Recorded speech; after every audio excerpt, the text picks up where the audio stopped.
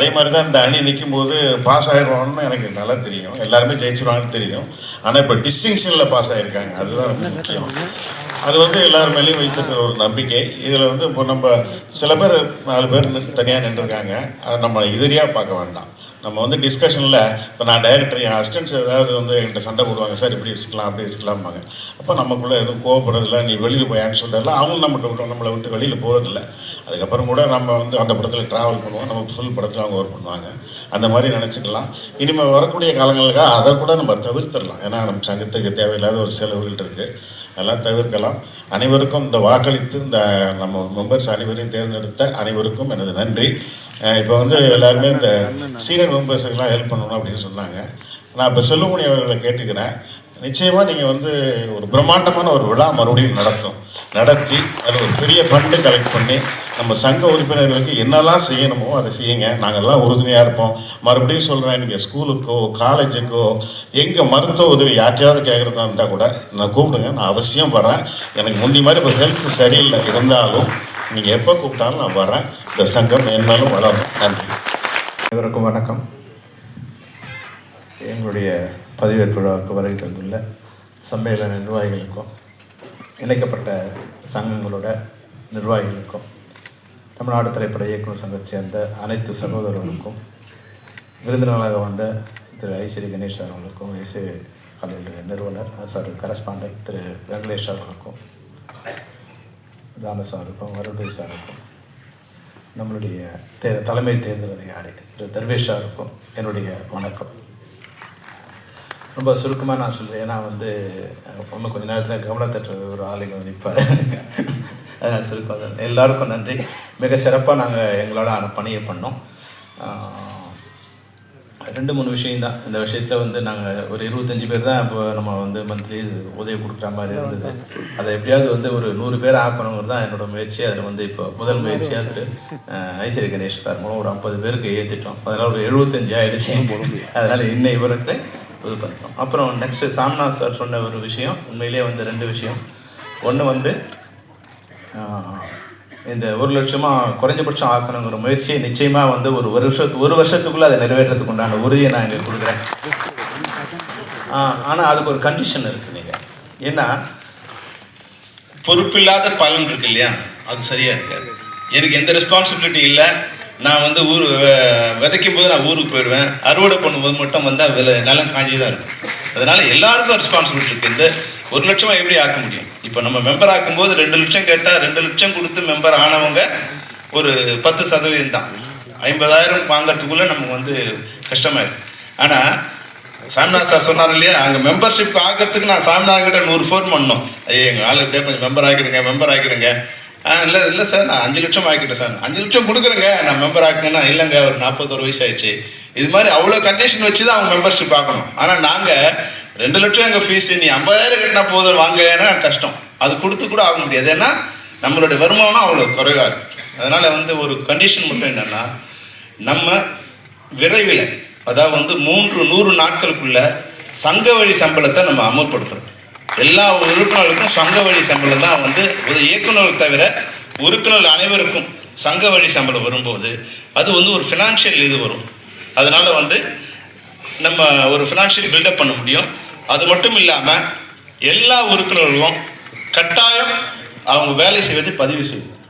இப்போ மற்ற சங்கங்கள்லாம் வந்து இப்போது என்னென்னா, எப்படி அவங்களோட ஃபண்டு கிரியேட் ஆகுதுன்னா, ஒரு 1000 தான் பணம் கட்டுறாங்க. ஆனால் அது வந்து ஒரு 10 வருஷத்தில் 1 லட்ச ரூபாயாவது, 5 லட்சமாவது, 10 லட்சமாவது. இன்றைக்கி வந்து நம்ம சம்மேளனத்தில் 10 லட்ச ரூபாய் வந்து உதவித்தொகை கொடுக்குற, ஏதாவது ரிட்டையர்மெண்ட்டில் 10 லட்சம் கொடுக்குற அளவுக்கு மற்ற சங்கம் வளர்ந்துருக்கு. இப்போ வந்து உதவி நிர்வாகி, ப்ரொடக்ஷன் நிர்வாகத்தில் இருக்க ப்ரொடக்ஷன் நிர்வாகிகளுக்கு அவங்களோ இல்லை டிரைவர்ஸ் யூனியன்லாம் இன்றைக்கி ரிட்டையர் ஆனால் 10 லட்ச ரூபா அவங்க பணம் கொடுக்குறாங்க.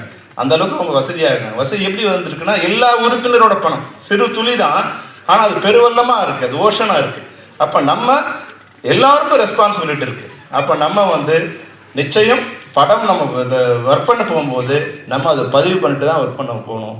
அப்போ ஒரு உதவி இயக்குனருக்கு வந்து 2,000 ரூபாயும், ஒரு இயக்குனருக்கு 10,000 ரூபாயும் ஒரு படம் வந்து ஆரம்பிக்கும் போது நம்ம பதிவு பண்ணணுங்கிறத நம்ம கட்டமாக வந்து பொதுக்குழு தீர்மானமாக கொண்டு வரும். இது ஒரு பொதுக்குழு தீர்மானமாக கொண்டு வரும்.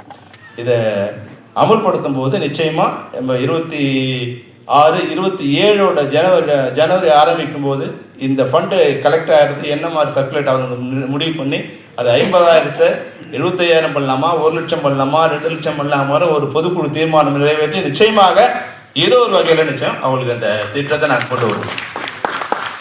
இப்போ இது நல உதவி. இப்போ என்னன்னா இதெல்லாம் வந்து இதுக்காக நம்ம சினிமாவுக்கு வந்தோமா? நம்ம சினிமாவுக்கு வந்தது மெடிக்கல் ஹெல்ப்புக்கும் இல்லை எஜுகேஷன் ஹெல்ப்புக்கும் இல்லை ரிட்டையர்மெண்ட் ஆனால் 1 லட்ச ரூபா கொடுங்க 50, அதுக்காக நம்ம சினிமாவுக்கு வந்தோம். நம்ம சினிமாவுக்கு வந்தது டைரக்ட் பண்ண வந்தோம், ஆமாவா இல்லையா? அப்போது டைரக்ட் பண்ண வரும்போது இன்றைக்கி இருக்கிற சூழ்நிலை நீங்கள் நல்லா புரிஞ்சுக்கணும். இன்றைக்கி சின்ன திரைப்படங்களுக்கு மிக பிரம்மாண்டமான எதிர்பார்ப்பு இருக்குது, வரவேற்பு இருக்குது, அதுக்கு நல்ல எதிர்காலம் இருக்குது. அதை பெரிய டைரக்டர் விட்டுருங்க, அவங்க யாராவது எப்படியாவது பண்ணிப்பாங்க. ஆனால் சின்ன திரைப்படங்களுக்கு இன்னைக்கு கண்டென்ட் கிரியேட் பண்ணுறவங்களுக்கு வந்து மிகப்பெரிய இது எதிர்காலம் இருக்குது. அப்போ ஆனால் நம்மகிட்ட என்னென்னா 50% மேலான நம்ம உறுப்பினர்கள் விரக்தியில் இருக்காங்க, இல்லை அப்டேட் பண்ணாமல் இருக்காங்க.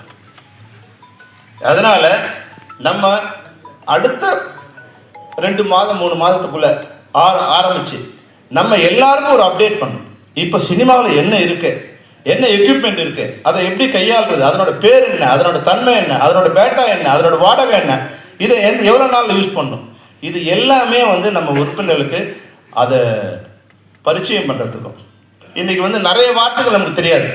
பிச் டெக் என்ன பண்ணுறது, நம்ம போய் கதை சொல்கிறது முன்னாடி நம்ம வந்து சௌத்ரி சார் கதை சொன்னோம், ராஜகனுக்கு கதை சொன்னோம், இல்லை இப்ராஹிம் ராவத்தர் கதை சொன்னோம், யாருக்கோ வந்து ஐஸ்வரி சார் கதை சொன்னோம், தானு சார் கதை சொன்னோம்.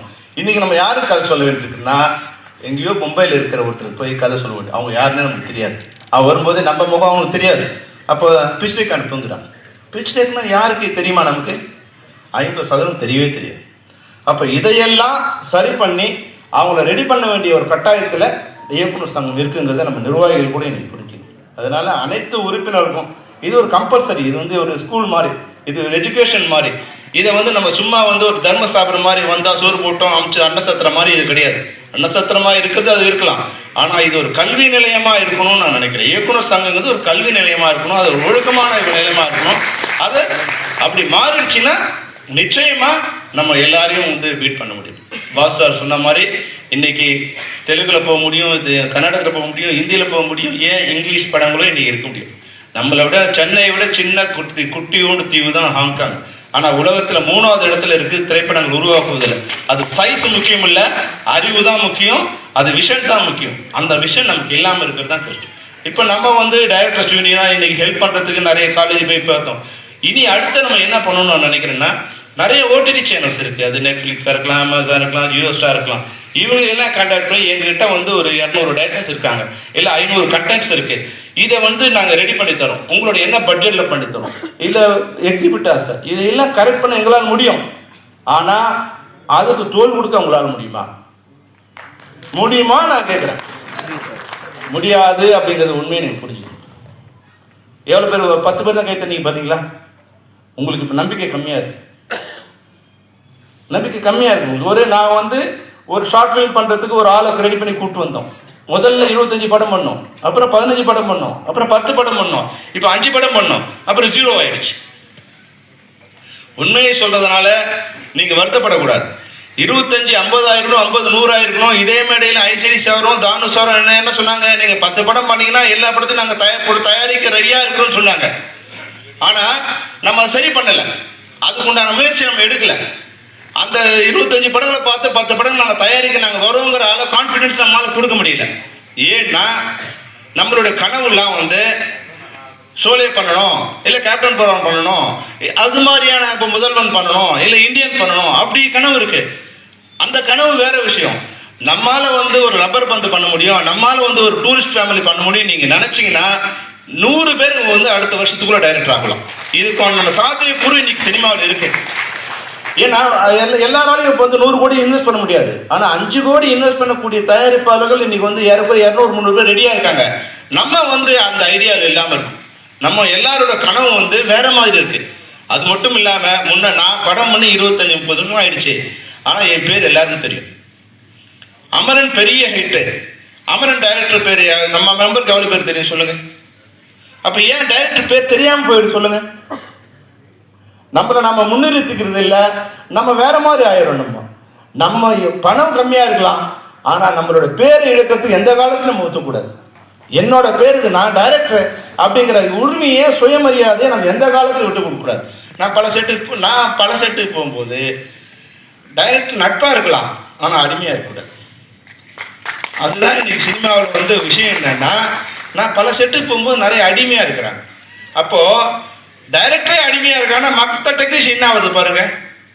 அப்போ படம் எப்படி வரும் சொல்லுங்கள். ஒரு படத்தில் போகும்போது 32 மானிட்டர் இருக்கு. ஹீரோயின் ஒரு மானிட்டர், ஹீரோயின் அசிஸ்டண்ட்டுக்கு ஒரு மானிட்டர். இது யார் இதெல்லாம் எப்படி டைரக்ட் பண்ணுறது? நான் சொன்னேன், இது என்ன, இது எப்படி டைரக்ட் பண்ணுறது? ஆளாளுக்கு வந்து பார்த்துட்டு ஆளாள் கரெக்ஷன் சொன்னாங்கன்னா எதுக்கு டைரக்டர்? இந்த கருமத்தெல்லாம் முதல்ல ஒழிக்கணும்னு சொன்னாங்க. இது டைரக்டராக என்னால் அனுமதிக்கவே முடியாது. இது மாதிரி கட்டுறது என்னால் படமே பண்ண முடியாது. அப்போ இது சம்பந்தமான யூனியன்ஸை முதல்ல வர வச்சோம். சார் என்ன சார் இது? கேமராமேன் கூப்பிட்டோம், கார்த்திராஜா வந்திருக்காரு, அவங்க யூனியன் கூப்பிட்டோம். என்ன சார்? அவங்களும் சொன்னாங்க, சார் எங்களுக்கும் தொந்தரவாக இருக்குது சார். அப்போ யார் தான் இதெல்லாம் விரும்புறது? அப்போ ஒரு கேமரா வரும்போது ஒரு மானிட்டர் தான் இருக்கணும். இப்படி இருந்தால் தான் எங்களால் டைரக்ட் பண்ண முடியும். நான் பார்த்துப்பேன் இல்லையா, என் மேல் நம்பிக்கை வச்சு தானே நீங்கள் வரீங்க. ஹீரோயினோட அசிஸ்டன்ட் காஸ்டியூமருக்கு ஒருத்தர், மேக்கப் மேனுக்கு ஒருத்தர், அவன் பார்த்து கரெக்ஷன் சொல்கிறதுக்கு நான் எதுக்கு இங்கே நிற்கணும் கேமரா டைரக்டரா இல்லையா? இதெல்லாம் நம்மளோட சுயமரியாதை. இந்த சுயமரியாதை நீங்கள் இழக்கும் போது ஆட்டோமேட்டிக்காக மற்றவங்களும் அந்த இனத்துக்கு உண்டான மரியாதையே போயிடுது. பி.வா. சார் 50 வருஷம் 40 வருஷம் ஆயிடுச்சு, பாரதி ராஜா 50 வருஷம் ஆயிடுச்சு, ஆர்.கே. செல்வமணி 30 வருஷம் ஆயிடுச்சு, உதயகுமார் 35 வருஷம் ஆயிடுச்சு, ஆபாவனம் 40 வருஷம் ஆயிடுச்சு. ஆனால் இன்னும் பேர் வந்துட்டே இருக்கு. இன்னைக்கு மிகப்பெரிய ஹிட்டை கொடுத்த இயக்குனரோட பேர் அவங்க எவ்வளோ பேருக்கு தெரியும் சொல்லுங்க. அப்போ ஏன் அந்த ஹிட்டில், அந்த வெற்றியில் நம்மளுடைய பங்கு மறைஞ்சு போயிடும். யாரோ பேர் இருக்கு. இதை நம்ம ஒரு காலத்தில் அனுமதிக்க முடியாது. இதுதான் நான் எனக்கு தோணுன விஷயம். இப்போ நான் படம் பண்ணணும்னு போகும்போது நிறைய விஷயங்கள் நான் நானே கற்றுக்கிறேன். நான் சிவா சார் சொன்னார் இல்லையா, படம் பண்ண சொல்லி எனக்கு சொன்னார். எல்லாம் ரெடி ஆகிடுச்சு. ஒரு கதை அடுத்த போகும்போது எவ்வளோ விஷயங்கள் இருக்குன்னா எனக்கே அவமானமாக இருக்கு. எனக்கு தெரியாத விஷயங்களே இன்னும் 50% இருக்கு. நான் எனக்கு தெரியலங்கிறதுக்கு நான் வருத்தப்பட மாட்டேன், வெக்கப்பட மாட்டேன். ஆனால் தெரிஞ்சுக்காமலே இருக்கிறது தான் முட்டாள்தனம். தெரிஞ்சுக்கணும், தெரிஞ்சுக்காமல் இருக்கக்கூடாது. எனக்கு தெரியலங்கிறத தெரியலன்னு சொல்லுவோம். ஆமாம் சார், என் மைனஸாக இருக்குது. அப்போது நான் என் கேமராமேனை கூப்பிட்றேன், இதெல்லாம் என்ன விஷயம், இது எப்படி பண்ணுறது, ஆர்ட் டைரக்டர் கூப்பிட்றேன். அப்போது ஒரு கேமராமேன், ஒரு நல்ல ஆர்ட் டைரக்டர், ஒரு நல்ல டைரக்டர், ஒரு நல்ல ரைட்டர், நம்மளே வந்து நம்ம கதையை கொண்டு போய் டைரக்ட் பண்ணுங்கிற முதல்ல அந்த முட்டாள்தனத்தை விடுங்க. முதல்ல நம்மளே பண்ணும்போது அது நிச்சயமாக நீங்கள் பண்ணலாம். நான் பண்ண வேணான்னு சொல்லலை, உங்கள் கதையை நீங்கள் பண்ணுங்கள். ஆனால் இன்னொருத்தர் கதாசிரியர் இருக்கும்போது அதில் நல்ல விஷயங்களை நம்மளால் போராடி வாங்க முடியுது. குறைஞ்சபட்சம் வந்து வசனம் எழுதுறதுக்கோ திரைக்கதை எழுதுறதுக்கோ ஒருத்தர் நம்ம ஒரு ஐடியா வச்சுருக்கோம். அந்த ஐடியாவை நானே பண்ணும்போது நிச்சயமாக அது வந்து இதுவாகிடும். ஆனால் இங்கே என்ன ஆயிடுச்சுன்னா, கதை, திரைக்கதை, வசனம், டைரக்ஷன் பண்ணாதான் டைரக்டர் ஆகிடும். ஒருத்தர்கிட்ட இப்போ கதை சொன்ன உடனே இப்போ வர பிரச்சனைலாம் வந்து ஒருத்தர் டைரக்ட் பண்ண விட்டாங்க. என்ன சரியா, இவர் என்ன சார் பண்ணோம், என்ன தெரியும் இருக்கு. அப்புறம் 10 நாள் ஆன பிறகு ஒரு சார் டைரக்டரை மாற்றணும். ஏன்னா அவர் ஒன்றும் தெரியல. ஏன் கொடுத்த சான்ஸை கொடுத்த சார், கதை நல்லா இருந்தது. இந்த சினிமாவில் எவ்வளோ முட்டாள்தனம் பாருங்கள். கதை நல்லா இருக்குங்கிறதுக்காக ஒருத்தருக்கு டைரக்ஷன் சான்ஸ் கொடுக்கறது இது சரியான விஷயமா? கதை நல்லா இருக்குன்னா கதையை வாங்க. அவன் டைரக்ஷன் பண்ண தெரியுமான்னு சொல்லி, இல்லை அவங்க ஒர்க் பண்ணான்னு கேள்வி. என்ன தெரியும்? எதுவுமே தெரியாமல் வராங்க. இதுதான் இன்னைக்கு தமிழ் சினிமா விழுந்துட்டே வர்றதுக்கு காரணம். வண்டி ஓட்ட தெரியாதவங்க நம்ம வண்டி கொடுப்போமா? ஒரு வண்டியை வாங்குறோம், வந்து கோடி ரூபா போட்டு வண்டியை வாங்குறோம். அது எவ்வளோக்கு வந்திருக்கு, உனக்கு எவ்வளோ எக்ஸ்பீரியன்ஸு, நீ லைசன்ஸ் எடுத்து எவ்வளோ நாள் ஆச்சு, அதெல்லாம் பார்க்குறோம். 1 கோடி ரூபா, ஒரு 10-20 லட்சம் போட்டு வண்டிக்கு. ஆனால் பல கோடி போட்டு படம் எடுக்கிற ஒரு தயாரிப்பாளர் ஒரு கதை சொன்ன உடனே அவங்கள டைரக்டர் ஆகிக்கிறது இருக்கு இல்லையா, இது சரியான விஷயமா இருக்காது. நான் கதை சொன்னவங்கள டைரக்ட் பண்ணுங்க, உங்கள் கதையை நீங்களே டைரக்ட் பண்ணீங்க, நான் வேணான்னு சொல்லலை. ஆனால் கதை சொல்வதே டைரக்ஷன் பண்ணுவதற்கு ஒரு பேசிக்கான குவாலிஃபிகேஷன் நினச்சிங்கன்னா அது அறிவற்றத்தனம். அது சரியான விஷயம் கிடையாது. இதுதான் நான் இந்த நேரத்தில் ஏன் தமிழ் சினிமா, நான் மற்ற சினிமாவெலாம் பார்க்கும்போது அங்கே நிறைய ரைட்டர்ஸ் இருக்காங்க, நிறைய மூளைகள் வேலை செய்யுது. இங்கே வரும்போது நம்ம ஒரு கதை சொல்லி டைரக்ட் பண்ணிடணும். நிறைய பேர்கிட்ட கதை வச்சுருக்காங்க, நிறைய பேர் கதை போகுது. இவங்களாம் யார்? நான் அப்படி செட் பண்ணும்போது அதெல்லாம் சரியாக இல்லாமல். அப்போது நம்ம இயக்குனர்கள், நீங்கள் உங்கள் 2 விஷயத்தில் அப்டேட் பண்ணீங்க. அதுக்கு உண்டான எல்லா விஷயத்தையும் இயக்குனர் சங்கம் தயார் செய்து தரும். இந்த உறுதிமொழியை நாங்கள் உங்களை டைரக்டர் ஆகிறதுக்கு உண்டான அனைத்து விவரங்களும் நாங்கள் வந்து என்னென்னலாம் வேணுமோ அதெல்லாம் நாங்கள் வந்து ஒரு 10 லேப்டாப் வேணுமா நம்ம ரெடி பண்ணி கொடுக்குறோம், கம்ப்யூட்டர்ஸ் வேணுமா ரெடி பண்ணி கொடுக்குறோம். அதுக்கு உண்டான என்ன விஷயம், எடிட்டிங் வேணுமா இல்லை வந்து என்ன வேணும், அது எல்லாத்தையும் ரெடி பண்ணி தரோம். ஆனால் இதெல்லாம் வேணுன்ற அளவுக்கு நீங்கள் சொல்லணும். அது மட்டும் இல்லாமல் மாதத்தில் ஒரு நாள் ஒரு கிளாஸ், அதாவது முழு நேரம் காலையில் 10 மணி ஆரம்பித்து 6 மணி வரைக்கும் கிளாஸ் எடுப்போம். அந்த கிளாஸில் வந்து இஷ்டத்துக்கு நீ வர முடியாது.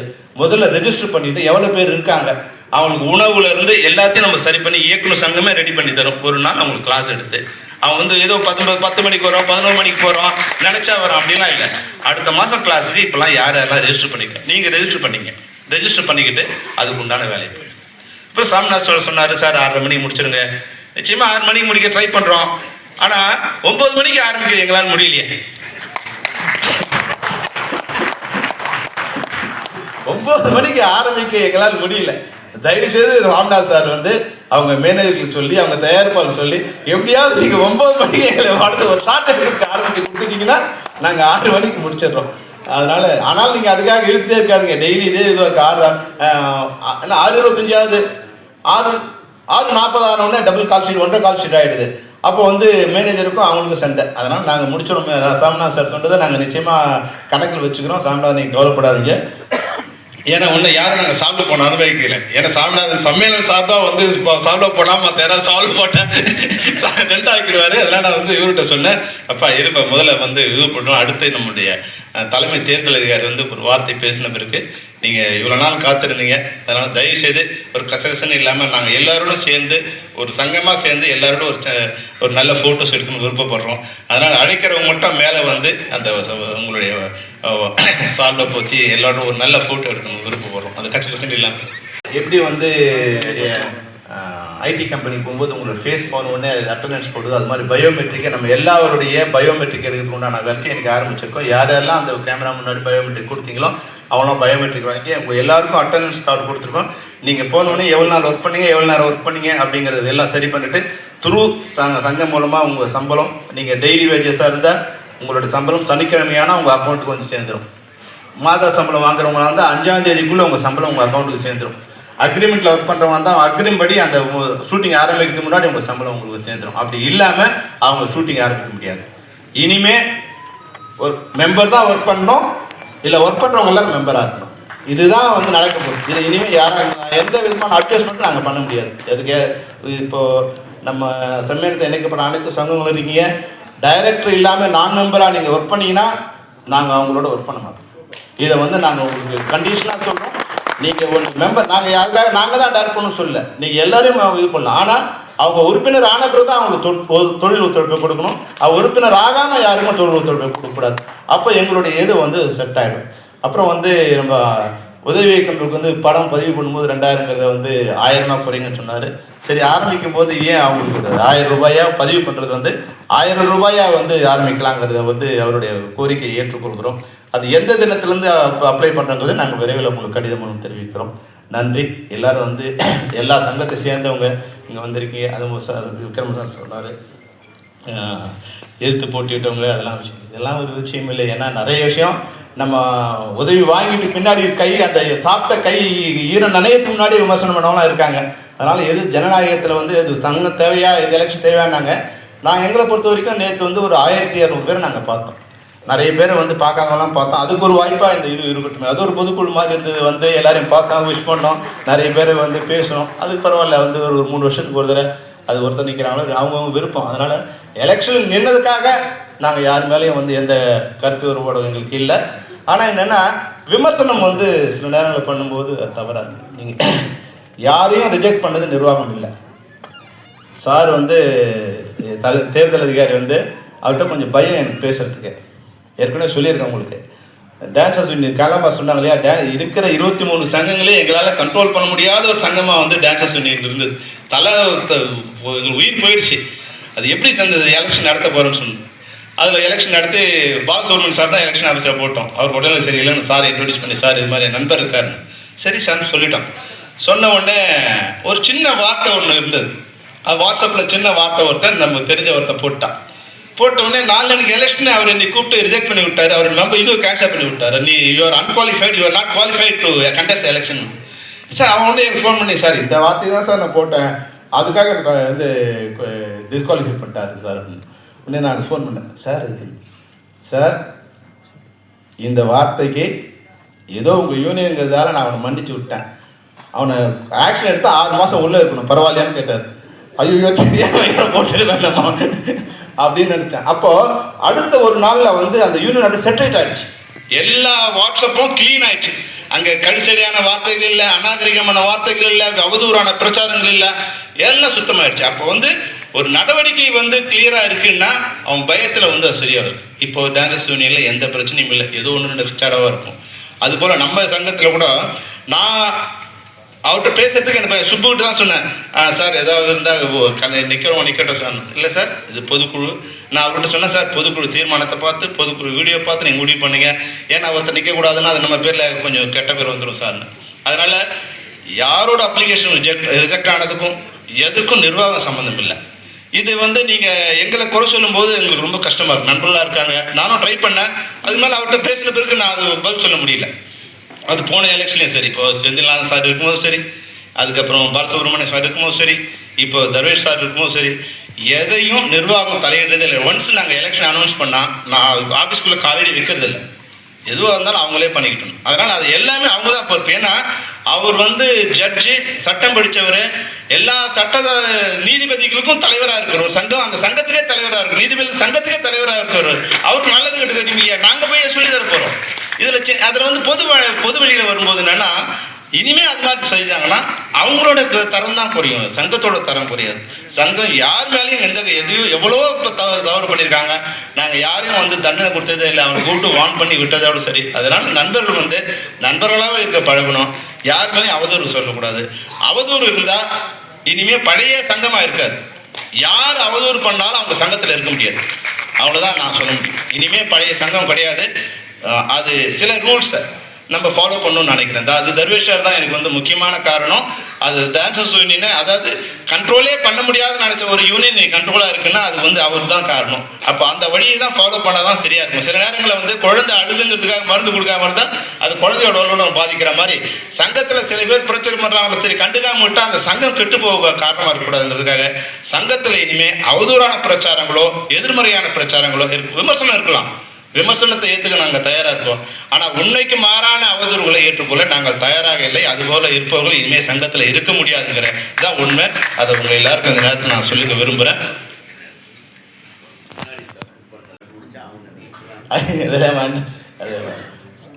சார் அதனால் எல்லாரும் நண்பர்களாக இருப்போம். நாங்கள் எல்லாருக்கும் நண்பர்கள்.